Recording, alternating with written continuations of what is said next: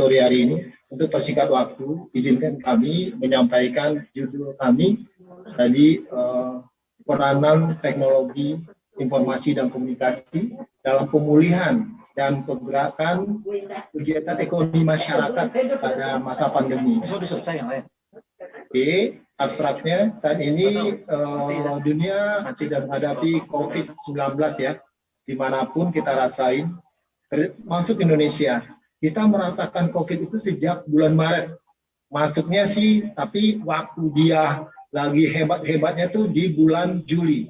Jadi di bulan Maret kita terhitung COVID, penyebarannya luar biasa, sehingga di bulan Maret nanti kita lihat berapa tumbuhnya bahwa penyebaran virus itu di bulan Maretnya luar biasa. Sehingga pemerintah melakukan membuat kebijakan bagaimana mengatur menekan angka penyebaran tersebut dengan melakukan, kalau dulu PSBB, sekarang kita kenal dengan PPKM, pembatasan pemberlakuan kegiatan masyarakat. Ini dampaknya terhadap ekonomi luar biasa. Kenapa? Dengan adanya PPKM itu semua kegiatan terhenti. Nanti kita lihat bagaimana tahap pertama COVID pada gelombang pertama, gelombang kedua, sampai gelombang ketiga yang Omikron yang sedikit relatif lebih aman ya, tapi penyebarannya luar biasa. Upaya ini menyebabkan perekonomian masyarakat, terutama UMKM itu tuh sangat-sangat terganggu. Secara keseluruhan dampak perekonomian kita juga menurun. Karena apa? Kuncinya konsumsi masyarakat, daya konsumsi, daya beli masyarakat nggak ada. Dampak yang berikutnya terjadinya pengangguran. Kemampuan beli nggak ada, operasional perusahaan juga nggak berjalan, sehingga ini menjadi multiplier effect, memberi dampak penurunan terhadap perekonomian, indikator perekonomian. Upaya menjaga kestabilannya sudah diupayakan dengan berlakukan segala macam, tapi dampaknya sangat belum terasa. Karena apa? Kita memilih mana? Ekonomi atau kesehatan masyarakat. Waktu itu ini suatu pilihan yang sulit diambil oleh pemerintah. Salah satunya kita bisa melakukan pemulihan, melakukan teknologi ICT. Dengan melakukan ICT ini, walaupun dilakukan pembatasan kegiatan masyarakat, tapi kita bisa melakukan dengan memanfaatkan teknologi informasi dan komunikasi. Jadi bagaimana manfaat teknologi komunikasi ini masa pandemi, tidak di Indonesia juga, hampir di seluruh dunia, ini menggunakan untuk menekan langkah penurunan kontraksi pertumbuhan perekonomian kita, sehingga dapat memulihkan pergerakan ekonomi seperti yang kita kehendaki. Oke, next, itu abstrak kami. Ya, ini judul kami, peran teknologi. Next. Oke, kita lihat peta sebarannya. Jadi kita update kondisi COVID pada tanggal 16 Februari 2022 bahwa sekitar 57.049 kasus COVID harian. Artinya apa? Ini merupakan yang rekor tembus daripada rekor yang tertinggi di musim COVID sebelumnya. COVID yang sebelumnya Indonesia mencapai rekor tertinggi itu sebesar 56.757 kasus per hari. Ini mengindikasikan bahwa pertumbuhan COVID ini memang harus dikontrol. Jadi nanti pemerintah membuat bagaimana mengontrol COVID yang saat sekarang ini merajalela. Tapi kalau dibandingkan dengan kejadian di bulan Maret 2022, pertumbuhan COVID kita juga sangat mengkhawatirkan, sekitar 56.757 kasus harian, tapi memberi dampak yang luar biasa. Beda dengan yang sekarang, dia 49 kasus, tapi memberi dampak agak signifikan. Karena apa? Variannya telah berubah. Kalau varian Delta kita lihat banyak kasus kematiannya banyak, terinfeksinya, pengeluaran pemerintah juga banyak karena penanganan COVID ini. Tapi di Omikron ini agak sedikit, walaupun tingkat penyebarannya tinggi. Walaupun demikian, pemerintah juga tetap melakukan mengontrol penyebaran COVID ini, sehingga kita bisa melakukan kegiatan ekonomi secara terkontrol. Jadi ibaratnya pemerintah melakukan pelonggaran dan pengetatan bagaimana mengendalikan COVID-19, penyebaran COVID-19 ini. Next. Ini juga tidak berlaku di Indonesia, ini juga berlaku di negara lain, terutama negara Eropa, daerah Asia Tenggara. Jadi kita lihat bagaimana ICT mendukung keberhasilan PPKM masyarakat berupaya tetap produktif dan sehat dan aman. Jadi dua hal yang dilema ketika pemerintah melakukan pengetatan pergerakan kegiatan masyarakat atau PPKM, dampaknya ke ekonomi. Dilonggarkan, ekonomi kita naik. Tapi kita milih yang mana? Akhirnya tetap mengupayakan masyarakat Indonesia tetap sehat, tapi tetap produktif. Salah satu sarana yang kita gunakan adalah menggunakan teknologi informasi komunikasi. Kalau internasional terkenal dengan ICT ya, informasi communication and technology. Penerapan IT ini sangat mempengaruhi keberhasilan pemerintah. Walaupun pemerintah punya program yang cukup bagus namanya pemulihan ekonomi nasional, tapi banyak ditunjang oleh sarana dan prasarana telekomunikasi, khususnya internet. Kita bisa bayangkan bagaimana kegiatan kita ibadah, kegiatan pendidikan, kegiatan-kegiatan yang lain yang memberi dampak terhadap pergerakan negara kita menuju ke arah yang kita bilang resesi, tapi kita belum masuk ke daerah resesi. Waktu kejadian COVID di tahap Delta. Sedangkan tahap Omikron ini walaupun jumlahnya banyak, tapi dampak penularannya, dampak akibat yang diakibatkan oleh Omikron ini agak lebih sedikit ringan daripada Delta. Next. Di metode penelitian kami seperti kualitatif deskriptif, kami juga nanti menggambarkan bagaimana data-data yang kami ambil dari TPS, kita mengambil kesimpulan bahwa ini perlu mengingatkan ke masyarakat bahwa peran ICT ini sangat penting. Bagaimana menggerakkan perekonomian ekonomi masyarakat.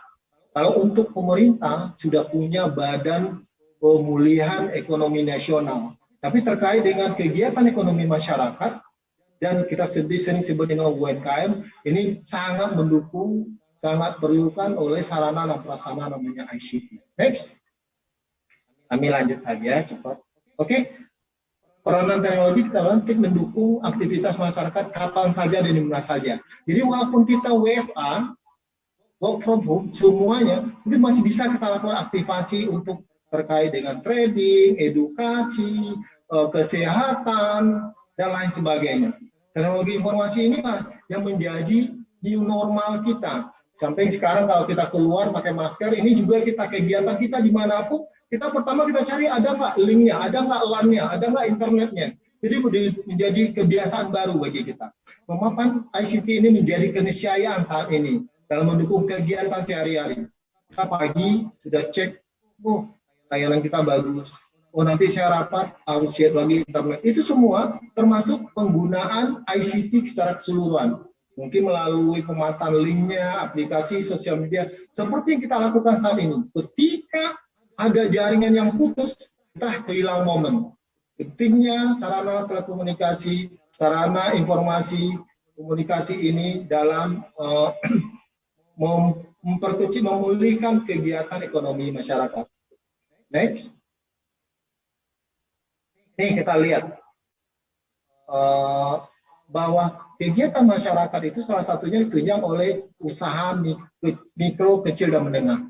Kita lihat kriterianya. Tadi sudah disampaikan ada pembicara kita, UMKM juga sangat penting karena dia juga tulang punggung dari perekonomian nasional. Kita lihat sebenarnya kriteria kita beda profil dari usaha mikro, kecil, dan menengah. Kita mempunyai yang terdaftar UMKM itu sebesar 64 juta. Yang benar-benar mikro itu sebesar 61.000 ya, 61.000. Dari 61.000 yang mempunyai badan usaha, nah ini kayak yang punya badan usaha legal itu tuh 32 juta. Tapi yang menggunakan ICT 274 kilo, sangat-sangat kecil sekali. Inilah didorong. Ini membuat perubahan kehidupan normal juga bagi UMKM. Sekarang semua UMKM termasuk informal maupun non formal sudah menggunakan minimal internet, akses internet, termasuk kegiatan perdagangan di perumahan, UMKM di rumah. Karena apa? Kita bisa menjual produk, ibu-ibu bisa menjual produk dengan melalui Facebooknya, sosial media. Jadi operasi kegiatan ekonomi tetap berjalan. Kita lihat kriterianya ya, usaha mikro, kalau asetnya sekitar 50 juta, omsetnya sekian, ini datanya. Jadi kita lihat sekarang, yang kita pikirkan sekarang masih banyak UMKM yang belum mempunyai badan usaha dan legalitas. Artinya Pak, itu masuk kategori informal. Kita apakan? Tadi sudah disampaikan beberapa pembicara tadi bahwa fungsi informal, terutama Ibu Cici ya, itu sangat mendukung perekonomian Indonesia. Next. Yang baru menggunakan itu sekitar 274.000 dari 61 juta. Coba dibayangin, sangat kecil sekali. Ini akibatnya diberlakukan PPKM, dampak dua belah pisau yang sangat sulit diambil pemerintah. Kita lihat pertumbuhan ekonomi ketika terjadi tingkat dampak COVID paling tinggi itu pada saat bulan Juli, Q kedua di tahun 2020. Jadi kita perkirakan kita akan mengalami defisit itu sebesar kontraksi pertumbuhan ekonomi kita sebesar 4,19% pertumbuhan ekonomi year of year dibandingin tahun 2019. Ternyata kita tembus kontraksi kita sebesar minus 5,32%. Kita bisa bayangkan bagaimana dampak stagnasinya dari positif 5 menjadi minus 5. Kita lihat juga per kuartal. Kuartal kita masih positif 5. Ternyata di waktu kejadian COVID di bulan Juli triwulan kedua kita sudah mencapai minus 5. Kita lihat sektor-sektor yang mengalami perubahan. Waktu itu kita belum terbiasa. Oh ini COVID-nya masih aman, apa tuh COVID? Karena kita juga nggak tahu COVID itu kayak apa. Masih belum punya masker, dipaksain. Ternyata dampak yang memberi dampak itu beberapa perusahaan, berapa sektor ekonomi itu jatuh bebas. Berlaku kebijakan pemerintah, dulu kita kenal dengan PSBB. Kita lihat di sini yang tumbuh itu cuma pertanian, informasi dan komunikasi, yang ICT tadi atau TIK tadi, dan di bidang air. Ternyata dalam perkembangannya nanti di tahun 2022, Infocom itu yang jauh lebih tinggi. Kita lihat, jadi kelihatan banget kondisi ekonomi. Ini bukan dialami juga oleh Indonesia saja, negara tetangga kita kayak Thailand mengalami kontraksi pertumbuhan sebesar 12%, hampir disebut resesi, Malaysia sebesar 14%, dan Thailand 13%. Indonesia dengan kebijakan cepat mengantisipasi, kita cuma turun sebesar minus 5,32%. Tapi kalau dibandingkan dengan tahun sebelumnya, kita dari plus 5 ke minus 5, kita juga 10. Jadi artinya yang mudah mendekati 10, itu bahasanya mau masuk ke resesi. Alhamdulillah kita cepat mengantisipasi. Next. Oke, dampak next, lanjut. Ini kita lihat, setelah perubahan penanganan COVID dilakukan oleh pemerintah, kelihatan perubahan-perubahan dengan menggunakan ICT, kita sudah melakukan sekolah melalui dari rumah, kita sudah menjual perdagangan kita dari rumah, menggerakkan operasional kantor dari rumah, termasuk saya juga WFA, yang boleh masuknya dalam seminggu itu 1 hari, terus 2 hari. Tapi sifatnya koordinasi, sedangkan kita lebih banyak bekerja di rumah. Kita lihat yang benar-benar jatuh terjun bebas adalah pariwisata, penerbangan, otomotif, konstruksi. Kita lihat di sebelah rumah saya itu tuh Astra itu tuh sampai dirumahkan. Kita banyak bagian penerbangan itu tutup. Banyak perubahan. Pariwisata di Bali menangis. Tapi yang mulai menguat telekomunikasi, informasi. Kebutuhan internet tadi disampaikan bahwa internet kita yang disampaikan Ibu pembicara sebelumnya itu tinggi banget pengguna internet kita. Kenapa? Kita sudah diedukasi untuk menggunakan literasi terhadap internet ini sangat tinggi banget. Karena apa? Itu salah satu untuk pemulihan kegiatan ekonomi masyarakat. Retail dan e-commerce tadi kita cerita juga itu menggunakan layanan internet juga. Farmasi sekarang ditambah lagi Halodoc, farmasi, obat online segala macam. Sehingga ini menunjukkan pertumbuhan ekonomi yang didukung oleh sektor informasi dan komunikasi. Next.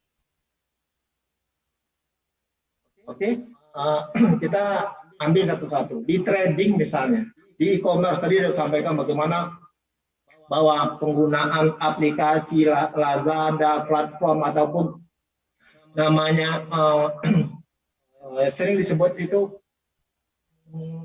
marketplace yang disebutin tadi itu dari marketplace Lazada ataupun itu semua pakai internet. Tadi kita nggak biasa. Sekarang Pak Budianto sekarang udah pesan Kentucky itu tuh, wah pesan aja melalui Gojek. Dulu nggak bisa kita.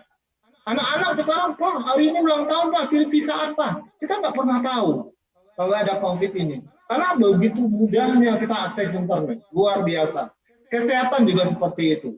Hari ini, kemarin saya ada COVID, besok sudah ada informasi di Peduli Lindungi. Saya dikasih obat oleh Kementri. Semua orang di kelurahan udah tahu Pak Saiful dapat COVID. Begitu gampangnya, begitu mudahnya untuk mendukung kesehatan masyarakat. Obat dikasih, nggak boleh datang ke apotek, diantar lagi. Ada, jadi kemudahan-kemudahan yang dilakukan menggunakan IoT tadi, sesuatunya melalui internet. Next. Di bidang edukasi, anak-anak kita udah kebiasaan sekarang PJJ Pak. Sekarang nggak PTM PJJ. Alasan aja anak udah bosan di rumah, padahal dia lebih enak di rumah. Karena apa? Ujian dibantu sama bapaknya. Ini ujian Pak, mau ujian, ya kita ikut bantu. Jadi apapun soalnya pasti bisa kita jawab. Guru-gurunya juga kaget. Ini kemudahan-kemudahan, tapi dampak ini juga kita lihat di dua sisi juga ya. Ada anak jadi malas berpikir, semua diandalkan melalui teknologi. Ini juga bukan suatu pelajaran yang bagus. Next, lanjut. Oke, jadi kesimpulan kami sebelumnya. Jadi ada 3 hal, pemanfaatan ICT itu luar biasa di masa pandemi ini, bisa memulihkan dan pergerakan ekonomi masyarakat bisa meningkat. Dalam usaha pemulihan pergerakan ekonomi ini tidak terlepas peran ICT yang sekarang berkembang, Pak. Sekarang nanti kita nanti membeli itu tuh bukan tinggal foto aja kita kirim di internet, kita nggak bersentuhan bicara lagi.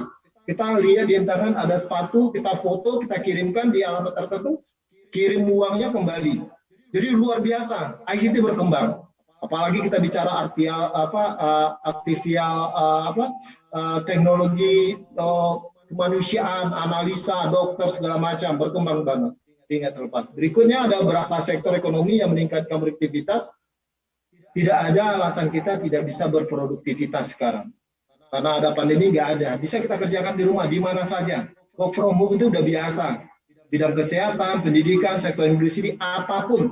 Cuman tidak full seperti yang kita lakukan. Ke depan nanti, kecenderungan kita new normal nanti memungkinkan juga orang lebih bagus bekerja secara online daripada fisik. Kalau nggak perlu, kenapa? Dampaknya efisien. Anak sekolah nggak harus pakai angkot, minta belanja segala macam. Itu kelihatan bahwa fungsi ICT itu telah mempengaruhi kehidupan masyarakat, memudahkan masyarakat untuk bisa menggerakkan ekonomi. Demikian dari kami, sedikit banyaknya perlu juga masukan-masukan yang menjadi perbaikan makalah kami nanti. Demikian kami kembalikan lagi ke Pak Budianto. Oke. Terima kasih Pak Saiful. Tidak mengurangi recognition saya kepada Pak Saiful. Mungkin juga teman-teman yang lain sudah bisa memahami bahwa penyampaian Pak Saiful ini sangat-sangat cukup representatif, akurat, dengan data, fakta, macam-macam lengkap gitu. Kalaulah saya juga akan memberikan sedikit komentar banyak gitu, kritik gitu ya.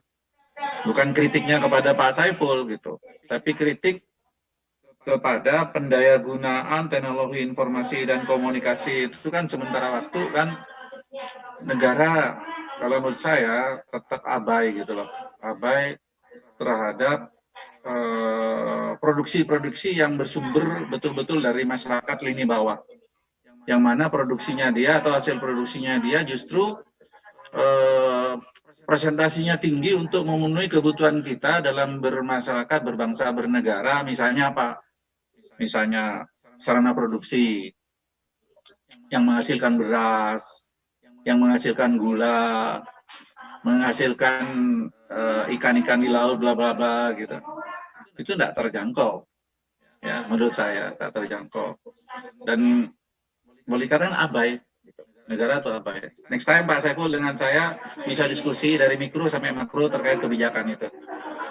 Sebenarnya ya sebenarnya saya menghendaki kalau melihat tracking dari jumlah peserta ini kan sudah saya dari awal mengatakan tidak mungkin lah kita hanya 30 menit gitu misalnya. Padahal begitu materinya keren-keren seperti itu tidak mungkin gitu lah. Ya karena kita termasuk orang-orang mania gitu. Apalagi saya kalau sudah berawan data berdasarkan experience kita meskipun masih masa lalu, tapi kan juga saya berasumsi juga up to date juga karena kebijakan-kebijakan pembangunan nasional itu dalam 3 dekade dari sejak Orde Lama, Orde Baru, Reformasi, sekarang juga misalnya tidak terlepas daripada peran manusia itu sendiri kan seperti itu, ya kan? Contoh hasil produk yang namanya pangan, beras, itu bukan produk negara, tapi produk petani, ya kan produk petani. Ketika produk petani, penikmati nggak petani? Enggak lah. Saya bisa menunjukkan fakta. Gula juga begitu, produk petani. Gula itu hanya pabrik gula yang memfasilitasi dari tebu jadi apa? Gula. Kalau di negara-negara Eropa misalnya kayak Turki itu dalam 20 orang kelompok tani, kalau di sini KUD lah kelompok taninya, misalnya untuk produk kedelai, negara memfasilitasi dikasih lahan 50 hektar sekalian hand tractor yang dikuasai oleh 20 orang. Nah, silakan Anda manfaatkan. Nanti produknya adalah kedelai, produknya adalah gandum. Kita enggak, padahal kita tuh HPH diberikan pada siapa? Bukan kepada petani, tapi kelompok-kelompok middle ke atas atau konglomerat. Jadi rasanya tidak adil. Ketika kita harus makan beras, mohon izin untuk moderator breakout room 4, Bapak Dr. Ajis Budi. Kami tinggal menunggu dari breakout room 4 karena yang lain sudah selesai.